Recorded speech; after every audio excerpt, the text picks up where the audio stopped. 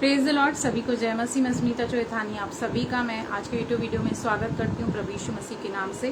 और आपको बताना चाहती हूँ कि आप मुझे इंस्टाग्राम पे भी फॉलो कर सकते हैं इसी नाम से, फेसबुक पे भी फॉलो कर सकते हैं। आपको जहाँ भी फॉलो करेंगे आपको प्रभु के वचन वहां पर मिल जाएंगे। तो आज छोटा सा वीडियो आपके लिए लेके आई हूँ और चाहती हूँ कि आप अंत तक देखें कि आत्मा में प्रार्थना करने का एग्जैक्ट मतलब क्या होता है, क्योंकि बाइबल बार बार हमें कहती है कि आत्मा में प्रार्थना करो, आत्मा में प्रार्थना करो।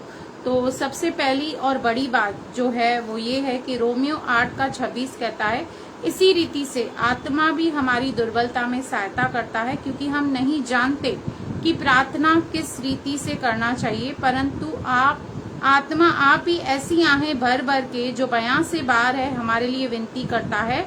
और मनों को जांचने वाला जानता है कि आत्मा की मनसा क्या है, क्योंकि वह पवित्र लोगों के लिए परमेश्वर की इच्छा के अनुसार विनती करता है। फर्स्ट ऑफ ऑल, जो लोग ये समझते हैं कि उनको प्रार्थना करना नहीं आता है, तो पवित्र आत्मा दिया ही इसलिए गया है हमें, ताकि वो हमारी निर्बलता में, हमारी दुर्बलता में सहायता करें, क्योंकि हम प्रार्थना करना जानते हैं, बट एग्जैक्ट परमेश्वर की विल से कैसे प्रार्थना करनी चाहिए वो हम नहीं जानते।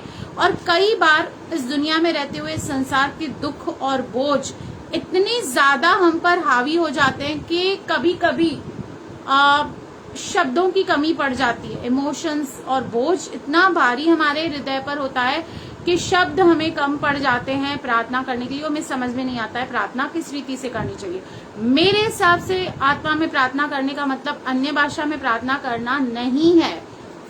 मेरे हिसाब से वन ऑफ द बेस्ट वचन जो मैं आपको दे सकती हूँ, जिसके द्वारा आप ये कह सकते हैं कि आप आत्मा में परमेश्वर के साथ जुड़े हैं, वो है रोमियो 12:2। इस संसार के सदृश न बनो, परंतु तुम्हारे मन के नए हो जाने से तुम्हारा चाल चलन भी बदलता जाए, जिससे तुम परमेश्वर की भली और भावती और सिद्ध इच्छा अनुभव से मालूम करते हो।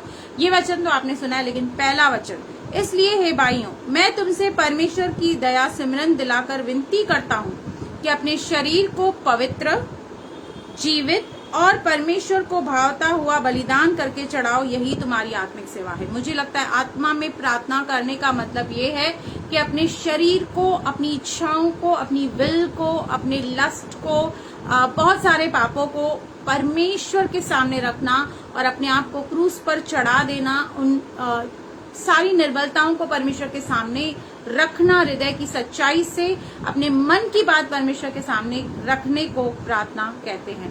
तो प्रभु आपको बहुत बहुत आशीष करे। आमीन, आमीन।